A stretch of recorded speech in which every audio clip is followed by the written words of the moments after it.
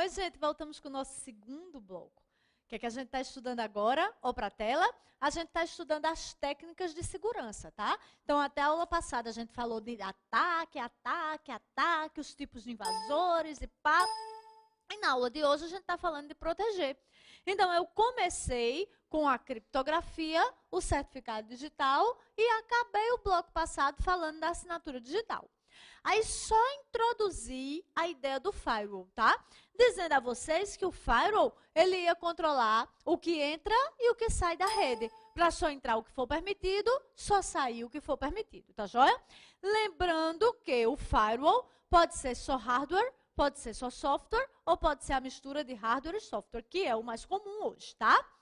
Aí eu parei o bloco passado, lembrando a vocês e tentando mostrar a vocês que isso é uma guerra eterna. Eu arrumo um jeito de proteger, aí você descobre um jeito de invadir. Aí eu arrumo um jeito de proteger, aí você descobre um jeito de invadir. E ó, isso não é só o invasor cruel, malvado. Não, você faz isso no seu trabalho, na faculdade. Sabe como é? Ei, bota esse endereço aqui que entra no site tal. Não tem essa história? Ei, bota HTTPS que passa, né? Oh, isso é você arrumando formas de quê? De burlar o firewall. Perfeito? Até aqui tudo bem? Agora, o que é que você tem que saber? Ó, raciocina comigo. Olha só. Aqui no firewall, nós vamos ter uma situação muito peculiar. Ó, nós vimos na aula passada, nas aulas passadas aí, que na rede está todo mundo ligado ao roteador. A gente não viu isso, não foi? Não é. Aí, veja só, o que é que eu frisei no bloco passado? Que tudo que você está fazendo aí no firewall, ele controla o que entra e o que sai, não é assim? Só entrar o que é permitido, só sair o que for permitido. Não foi isso que a gente viu? Massa, tá joia. Aí, se eu quiser, eu instalo o firewall em cada máquina dessa. Eu, analista da rede, claro, né? Se quiser, instalo o firewall em cada máquina dessa, tá? Agora, vem cá, de boa. Pouco inteligente. Você concorda? Por quê? Porque toda vez que eu quiser atualizar, aí eu tenho que sair atualizando em cada máquina. Aí eu quero corrigir, aí eu tenho que sair corrigindo em cada máquina. Não é pouco inteligente? Não é. Aí, na prática, o que é que a gente faz? Dá sempre um jeito de instalar o firewall em um local que seja, centralizador. E por quê? Porque agora, por exemplo, aqui nesse desenho, eu instalo o firewall no roteador. Aí, se eu quiser corrigir, corrijo num lugar só. Se eu quiser atualizar, atualizo num lugar só. Não é muito mais inteligente? Por quê? Porque você lembra das aulas passadas que tudo passava por esse roteador? Lembra disso? Pois bem, então agora, se já está tudo passando pelo roteador e eu instalo o firewall aí, o que é que vai acontecer? Você vai, já controla tudo num canto só, já gerencia o que entra, o erro, a atualização, tudo num local, toda num local só. Não é muito mais lógico? Até aqui tudo bem? Tranquilo isso? Só que aí, nem todo roteador permite que você configure o firewall nele. Tinha que existir dificuldade, né? Então, geralmente, só os que permitem são aqueles mais profissionais. Tem roteador, gente, como o Camada 7 da Cisco, por exemplo, que chega a custar até 480, 500 mil reais. Dá para ter um em casa? Acho que não, né? Então, o resultado, nem toda rede vai ter condições de ter um roteador profissional desse, né? Quando o meu roteador não permite que eu instale firewall e etc. nele, qual seria o plano B? Isso caiu em prova, inclusive da Polícia Federal. O plano B seria, instalar na rede o famoso servidor proxy. Você já ouviu falar nessa expressão? Esse proxy é uma espécie de funil que você vai criar na rede. Então, imagine uma empresa. Aí, todos os computadores, cada um acessando a internet individualmente. Para você controlar o que entra nessa rede. E para você controlar o que sai. Caos, né? Perceberam? Aí, o que é que você faz? Você instala nessa rede o proxy. Um servidorzinho, que é um serviço, né? Instalado em alguma máquina, chamado de proxy. E aí, o que é que acontece? Todo mundo agora, para sair, tem que passar pelo proxy. Então, o que é o proxy? É um afunilamento na rede. é criar um servidor a partir do qual todo mundo vai ter que passar para poder ir lá para a internet. Perfeito? Para o mundo exterior. Ok? Aí, qual é a vantagem disso? Eu posso pegar agora, ó, e instalar no proxy o firewall e os demais recursos de segurança. Perfeito? Então, aqui eu posso instalar firewall, antivírus, anti-spyware e etc. E aí, o que é que vai acontecer? Eu controlo num canto só, eu gerencio num canto só. Quero atualizar, atualizo num canto só. Quero corrigir, corrijo num canto só. E por aí vai. Perfeito? Até aqui tudo bem? Não é muito mais inteligente isso? Aí, às vezes, o povo diz, o proxy da minha empresa não está deixando acessar tal página. Você já ouviu isso? Está errado, não é o proxy. É o firewall que provavelmente está instalado no proxy, tá? Então, lembre-se que é só o afunilamento. E eu aproveito esse afunilamento para instalar os recursos de segurança. Perfeito? Até aqui tudo bem? Agora, outro detalhe. Você lembra que eu falei lá na nossa aulazinha teórica de redes que o firewall, que o roteador, desculpa, controlava tráfego na rede? Lembra disso? Aqui o firewall vai controlar tráfego de dados. Isso já foi questão Carlos Chagas em prova, tá? Tráfego de dados na rede. Quando bota esse de dados, está querendo te dizer que ele se preocupa com o que entra e com o que sai. Para só entrar o que for permitido, só sair o que for permitido. Perfeito? Até aqui tudo bem? Posso passar? O que mais que é importante aqui, Manu? Lembrar, pelo amor de Deus, que firewall não é antivírus. Por favor, tá? Então, ó, imagina que eu vou baixar um arquivo. Um arquivo para o meu computador, fazer um download, tá?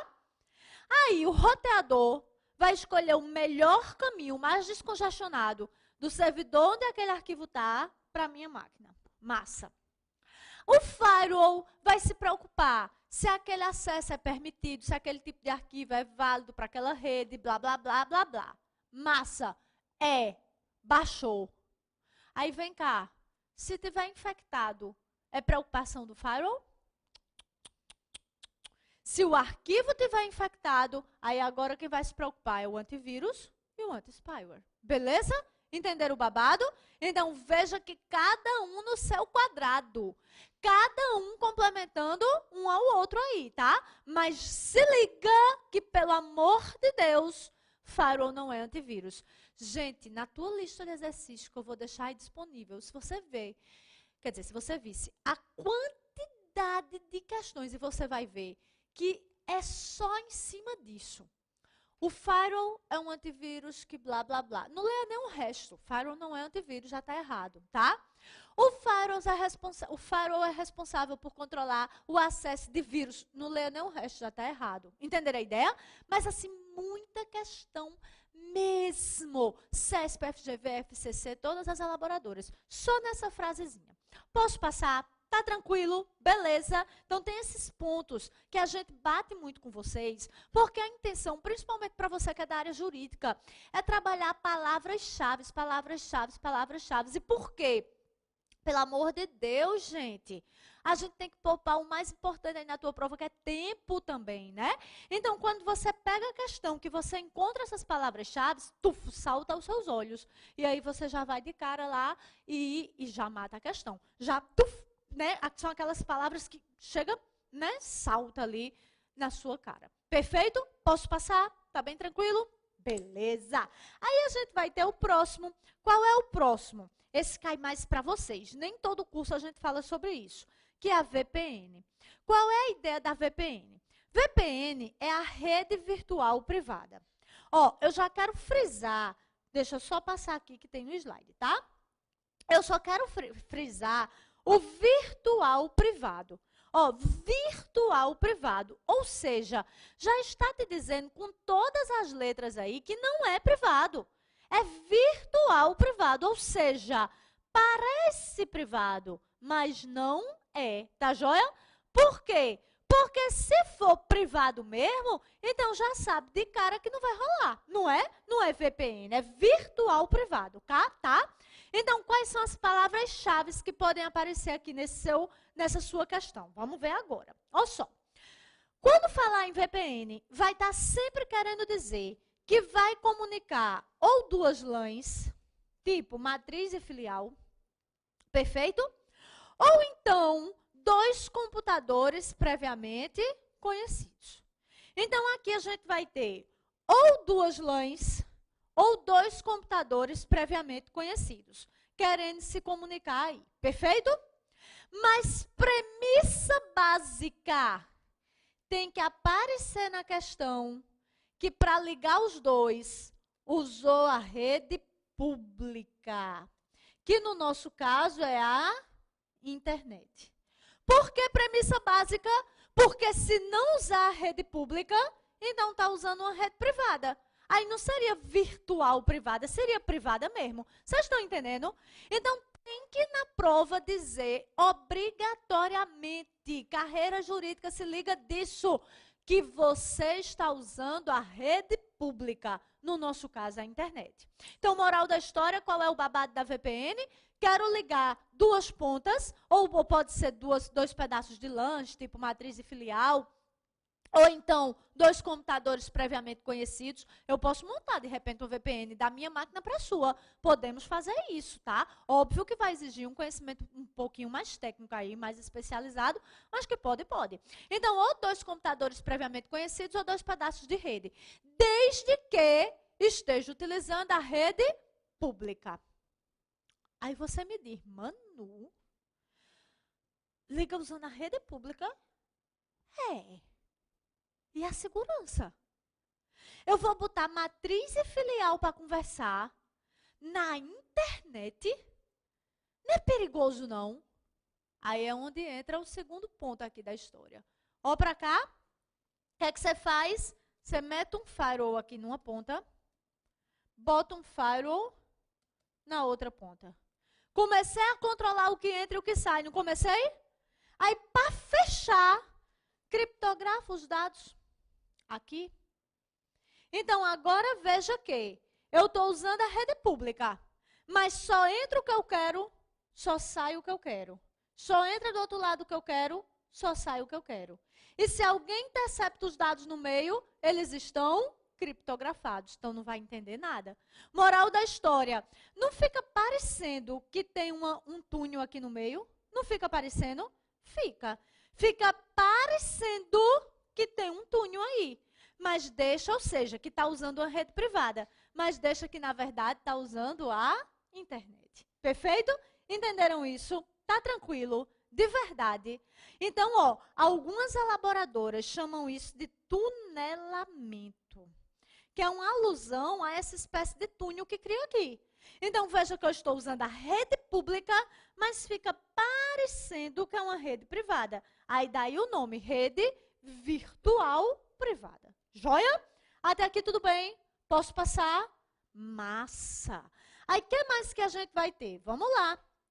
A próxima é a DMZ. Qual é a da DMZ?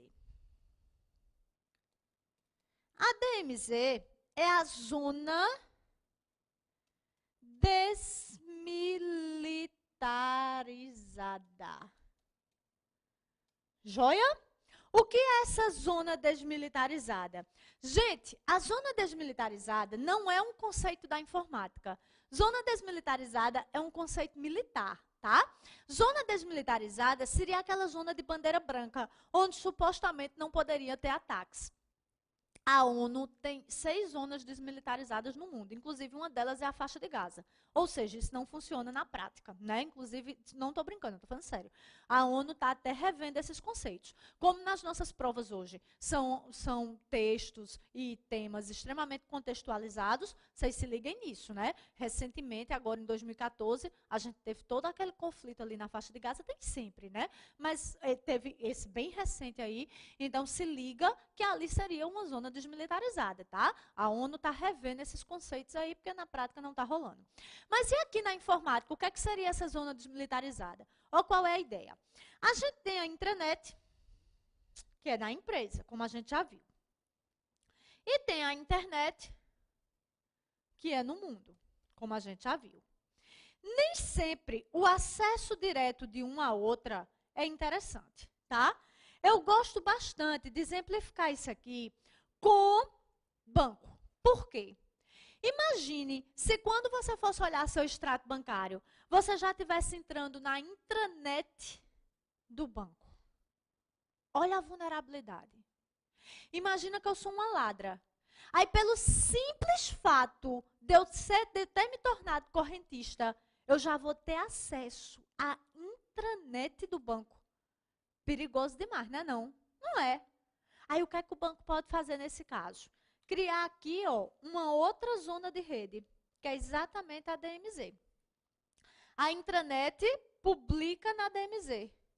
A internet visualiza da DMZ. Mas a internet não sabe chegar na intranet e vice-versa. Entenderam qual é o raciocínio? Aí, por que isso? Como é que vai funcionar mais ou menos? Você entra no site da internet e pede seu extrato. Aí a internet diz, eu quero os dados de Manu, eu quero os dados de Manu. Ela ecoa aquele pedido. Aí a DMZ diz para a intranet, os dados de Manu, os dados de Manu, os dados de Manu. Aí a intranet fornece o dado para a DMZ. E a internet enxerga da DMZ. Perfeito? Então, é uma forma de dificultar. É uma forma de você não dar acesso direto. Porque aí você pode colocar mais camadas de segurança. É claro que aqui, ó, nas pontas, pode ter firewall, tá? Em cada ponta dessa. Esses dados podem estar criptografados. Então, você pode ir colocando recursos de segurança a mais, tá certo? Outra coisa importante. Lembrar que isso tem custo, né? Alto. É maquinário novamente, é software novamente, é equipe de segurança alocada, toda uma política de segurança desenvolvida. Então, isso não é uma coisa para você botar no consultório da esquina. Não vai rolar, tá? Então, isso aqui é coisa para grandes, né? Para grandes volumes aí de dinheiro, dados importantes, tipo banco, cartão de crédito, grandes e-commerces e coisas desse tipo. Perfeito? Até aqui tudo bem? Esse eu queria fazer ressalva, tem caído em prova e tem muita gente errando bobagem. Vamos anotar no caderno do rascunho? Queria. Vamos? Então anota aí, DMZ. Na telinha, Luan. É a zona desmilitarizada. Ou seja, um terceiro nível de rede.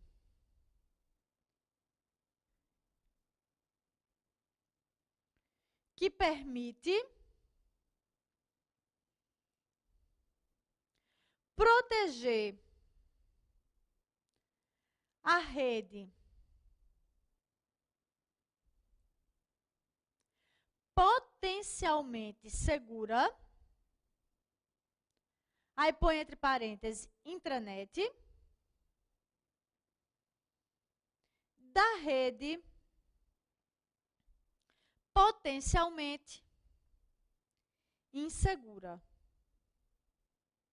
Aí põe entre parênteses internet. Perfeito? Aí eu insisto, lembre-se que uma coisa não exclui a outra. Todos os outros recursos de segurança podem ser aplicados aí. Então, você vai botar firewall nas pontas, você vai colocar criptografia de dados e por aí vai. Perfeito? Não esqueça disso, tá? Aí aqui a gente vai ter ainda o próximo, que é o SSL. Qual é a ideia do SSL? Olha só. Aqui no SSL, a gente vai trabalhar lá nas nossas camadas de rede.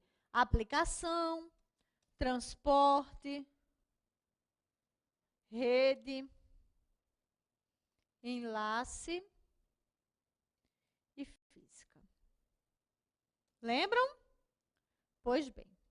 Aí, esse SSL é um certificado digital. E ele é instalado aqui, ó, na camada de aplicação. Tudo que desce, ele automaticamente criptografa. Tudo que sobe, ele automaticamente descriptografa. Perfeito? Automaticamente. O que desce, ele criptografa. O que sobe, ele descriptografa. Então, aqui, quem usa o SSL, por exemplo, é o HTTPS. Lembra que eu disse que depois a gente ia ver o porquê desse S? Ou o que é? Então, muita gente na prova faz a associação. Ah, S de segurança.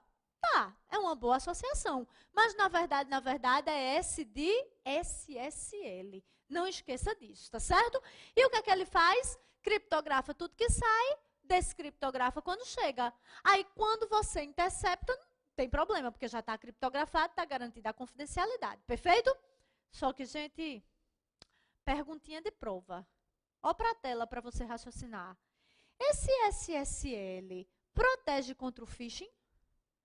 O que é que você acha? O SSL protege do phishing? Hã? O que era phishing? Era a página falsa. Estão ligados? Então, ó, protege não, tá? Por quê? Porque se o atacante for bom mesmo, ele vai atacar e construir a página falsa em cima de um servidor SSL, tá certo? Agora, geralmente, quando tem o Szinho lá em cima, quando tem o cadeadozinho lá embaixo, é uma página segura. Por quê? Porque quem sabe fraudar isso está dando outro tipo de golpe. Não vai estar dando esse tipo de golpe, porque esse golpe é fácil de rastrear, tá entendendo? Então, geralmente, quem sabe fraudar isso está dando golpe mais alto. Mas dizer que é... Não, ele protege contra a interceptação. Se alguém interceptar, está criptografado. Perfeito? Até aqui tudo bem? Beleza? Aí o próximo, a política de senha. Qual é a ideia dessa política de senha? A política de senha vai entrar muito no que eu falei lá atrás, que era a questão da vulnerabilidade humana, de você tentar minimizar essa vulnerabilidade humana. Então, a política de senha é você ensinar o usuário a não botar a senha 1, 2, 3, 4, 5, 6. Deus, amor, Jesus, a placa do carro, a data de nascimento do menino. Por quê? Porque são dados facilmente associados a você. Então, você não deve colocar dados que possam ser facilmente associados a você, tá certo? Beleza? Lembrar que a senha não pode ser pequena demais, porque existe um método de ataque chamado método da força bruta. O que é o método da força bruta? É você ficar testando todas as possibilidades de combinação até encontrar a senha. Às vezes aparece em filme, aquelas roldanazinhas girando, pá, e acha a letra. Aí roda a outra, pá, acha. Aquilo é o método da força bruta, testando cada combinação, tá? Só que o que é que vai acontecer ali? Ali você vai ter que, se a senha é pequena demais, fica mais fácil, porque tem menos combinações, mais fácil de achar, tá?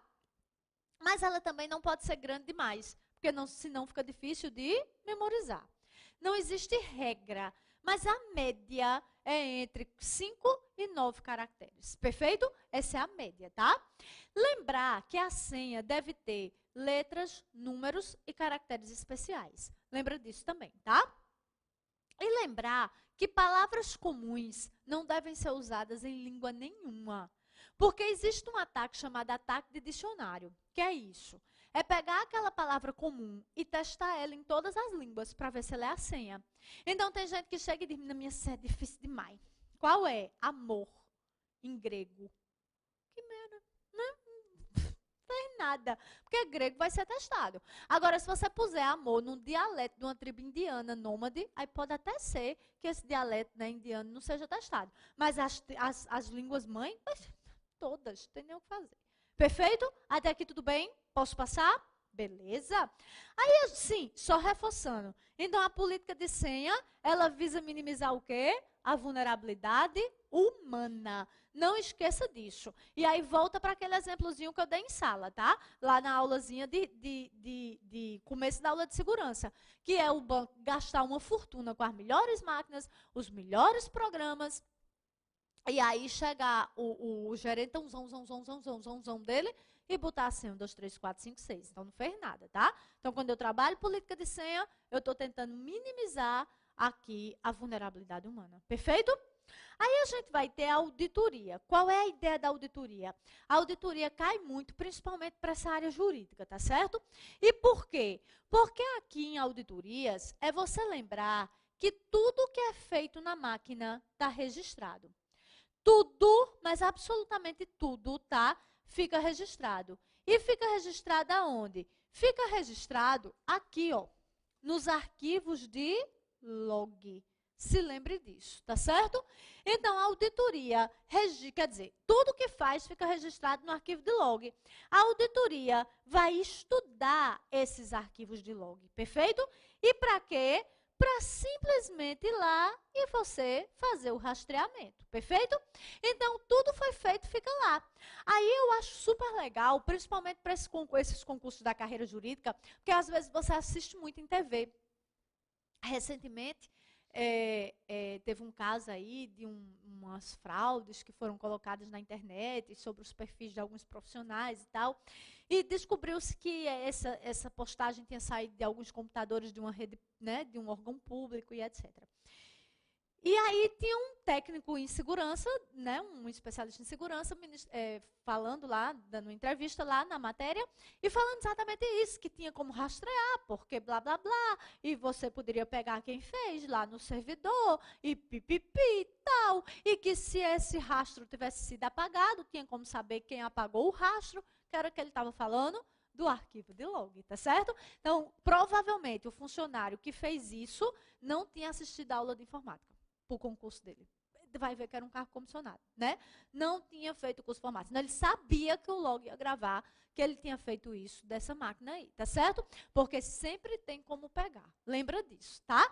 Então, tem como ir lá atrás. E aí você pega tudo no arquivo de log. Se apagar o log, tem como saber quem apagou. Fica o registro do registro, do registro, do registro, do registro. Entenderam? Aí você diz, pois o meu não fica não. Porque quando eu termino de usar, eu apago o log, ou melhor, o histórico, o cache, os arquivos temporários, eu apago tudo. Você está apagando na sua máquina. Você evita a confusão em casa, entendeu? Você evita o problema doméstico, a pisa de toalha molhada. Mas se você fer caca grande mesmo, polícia bate na sua porta do mesmo jeito. Por quê? Porque a investigação é feita pelo log, tá? Então, você provavelmente vai estar lá nos processos, olhando essas investigações, acompanhando, bababá, e você vai estar analisando o quê? O que foi pego dos logs, o que o perito trouxe para você lá do log, perfeito? Então, se liga disso, por isso que isso cai tanto nas provas de vocês, tá? Aí você tem, por exemplo, no Internet Explorer, um modo de navegação chamado InPrivate. Já ouviram falar? O Google tem algo similar, que ele chama de modo anônimo. Qual é a ideia desse InPrivate ou desse modo anônimo? É que quando você encerra o browser, aí ele sozinho apaga histórico, cache, arquivos temporários, etc. Mas observe que é sempre essa pergunta que cai em prova, observe que ele não lhe deu anonimato. O log continua no servidor. Você vai rastrear e vai descobrir quem fez o quê. Porque o log continua lá no servidor. Perfeito? Até aqui tudo bem? Posso passar. Verdade, verdadeira, verdadeiríssima. Beleza. Então, ó, essas auditorias também super importantes para a tua prova. Para vocês que vão fazer carreira jurídica, lembrar que já tem vasta jurisprudência atestando que o log é da empresa. O que é que significa isso? Não tem que necessariamente pedir quebra de sigilo de log, tá? Para poder fazer a auditoria. Não, o log é da empresa. Então, não tem que pedir quebra de sigilo, no caso judicial aí, para poder, quer dizer, pedir judicialmente a quebra de sigilo para poder fazer a auditoria, não, tá? O log é da empresa, ela pode auditar no momento que ela quiser. E também já tem vasta jurisprudência, vocês podem procurar caso queiram, no sentido de que o funcionário, ele levou o notebook dele, ou o tablet dele, ou o smartphone dele, e fez a fraude, cometeu lá o erro do smartphone dele, do tablet dele, do notebook dele. Só que se ele usar a rede da empresa, já está gerando logo para a empresa. Já pode ser auditado a qualquer momento. Tem vasta jurisprudência nesse sentido, tá? Neguinho roubou a empresa, usando a rede da empresa, e ainda depois foi alegar que a privacidade dele tinha sido invadida, né? Então, pô, se usou a rede da empresa, gerou logo para a empresa, amigão, tá joia? Então, já tem vasta jurisprudência nesse sentido também. Pode ser auditada a qualquer momento. Até aqui tudo bem? Posso passar? Aí, para fechar a segurança, a gente falaria agora de backup. Só que eu já falei de backup. Estão lembrados? Lá atrás, quando a gente estava estudando memórias, então a gente já estudou backup. Aí, backup pode aparecer no seu edital, tanto lá, quanto pode aparecer aqui, na parte de segurança da informação. Tanto faz, tá certo? Por quê? Porque quando eu faço backup, que é a cópia de segurança dos meus dados, eu também estou trabalhando com a segurança da minha informação. Então, uma coisa leva a outra aí. Perfeito? Até aqui tudo bem? Mas aí a gente já estudou backup, ok? Aí vamos na nossa telinha. Qual é o nosso próximo módulo? Computação nas nuvens. que é outra coisa que tem aparecido nos editais, tá? Desde 2012. E quando o pessoal vê isso, se desespera. Ai, meu Deus, não tem mais nada para inventar, não sei o quê, blá, blá, blá, né? Relaxa. Computação nas nuvens é super simples o que cai para vocês. Só que são cenas dos próximos capítulos, tá? Então, eu acabei de acabar nosso segundo bloco. Daqui a pouquinho eu volto com o terceiro bloco e a gente segue. Perfeito? Até lá, gente. Tchauzinho.